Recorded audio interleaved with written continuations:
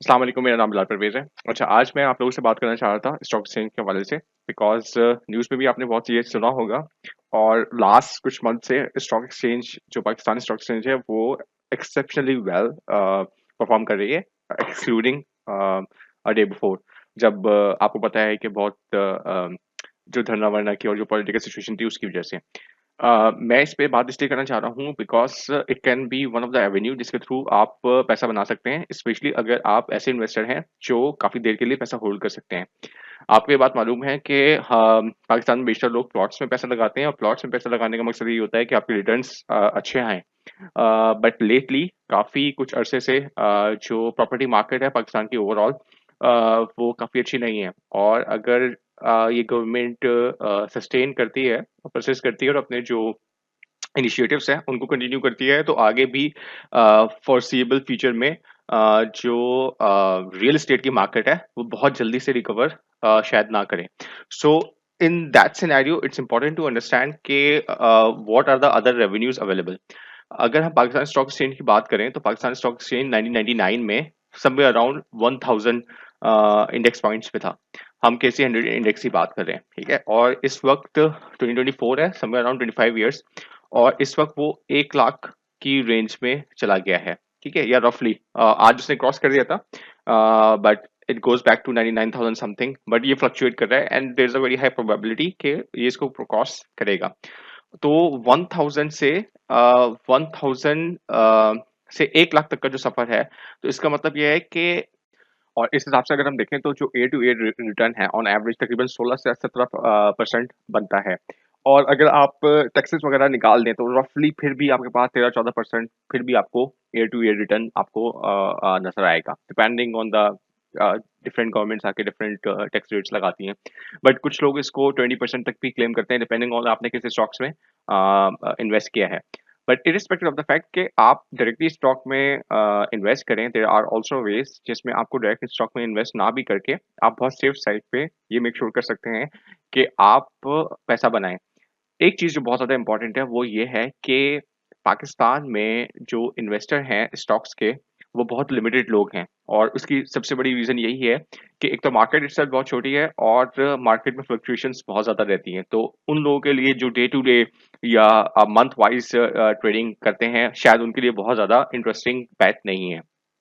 लेकिन सवाल ये भी आता है कि एक आम बंदा किस तरह से इन्वेस्ट कर सकता है क्योंकि अगर आप बात करते हैं इन्वेस्टमेंट की तो स्टॉक मार्केट में इन्वेस्टमेंट करने के लिए अगर आपने डायरेक्टली खुद इन्वेस्ट करना है तो आपको अंडरस्टैंडिंग होनी चाहिए एनुअल रिपोर्ट्स को किस तरह करना है फाइनेंशियल जो चेंजेस आ रही हैं वो किस तरह से इंटरप्रेट करनी है और किस तरह से जो गवर्नमेंट की पॉलिसीज हैं उनके जो इफेक्ट्स हैं वो किस तरह से किस स्टॉक पे किस तरह से अप्लाई होंगे वो ये देखना है मिसाल के तौर पे आज से कुछ साल पहले की अगर बात करें तो ऑटोमोटिव सेक्टर बहुत बूमिंग पे था।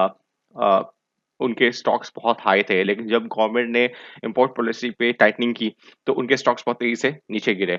अब ये चीज बहुत ज्यादा इंपॉर्टेंट होती है कि किस तरह से करंट अकाउंट डेफिसिट अप्लाई कर रहा है उन स्टॉक्स पे जो कि इंपोर्ट रॉ मटेरियल से बेस्ड हैं।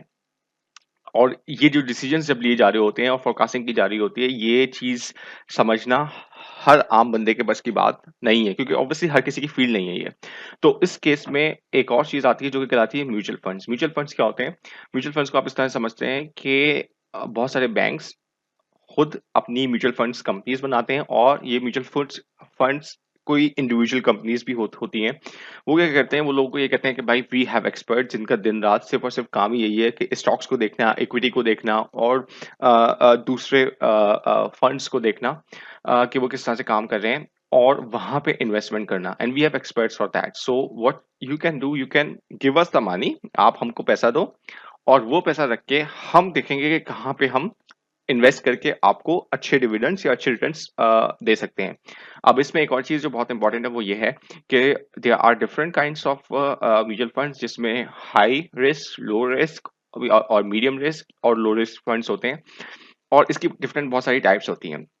जनरली अगर आप किसी बैंक के पास जाएँगे और वो आप उनसे कहेंगे कि म्यूचुअल फंड्स में हमको इन्वेस्ट करना है, तो नॉर्मल ब्रांचेज़ में जो लोग बैठे हुए होते हैं, उनमें से अक्सर लोगों को अपने ही बैंक के म्यूचुअल फंड्स के बारे में बहुत ज़्यादा डिटेल्स नहीं होती।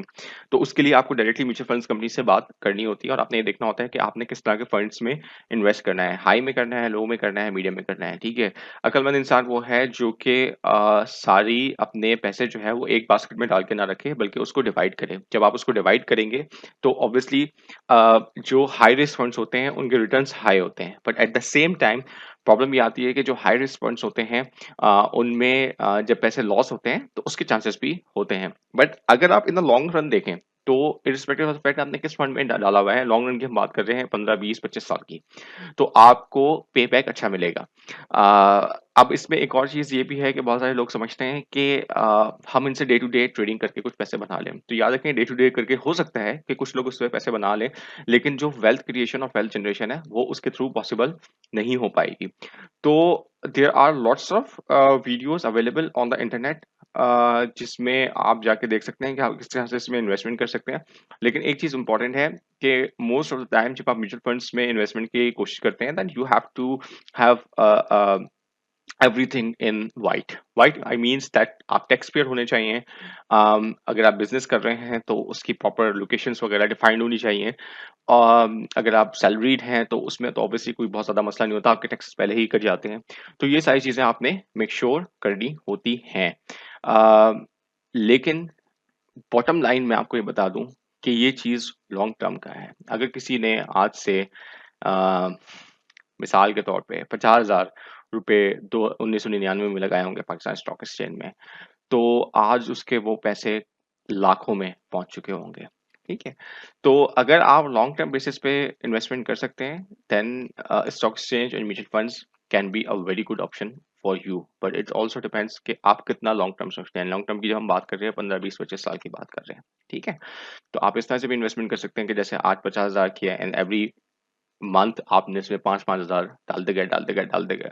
तो जब आप बूढ़े होंगे या आज से 20 साल बाद, ना सिर्फ वो इटसेल्फ वैल्यू एक खास होगी, बल्कि जो उसके रिटर्न्स आपके पास आ चुके होंगे वो भी एक खास वैल्यू पे होंगे। उम्मीद है ये वीडियो आपको पसंद आई होगी, और एक आपके पास टॉपिक होगा, या एक आपके पास और वे होगा जहाँ पे आप इन्वेस्टमेंट करके पैसे बना सकते हैं। Thank you very much. इस पे ऑलरेडी बहुत सारे लोगों ने बहुत वीडियोस बनाई हुई हैं और आप उनके चैनल्स भी देख सकते हैं यूट्यूब पे। It's already there a lot of things, but चूंकि आज मैं खुश था ये देख के कि स्टॉक एक्सचेंज ने जो है 100,000 क्रॉस किया है, that's why I made this video. Thank you very much.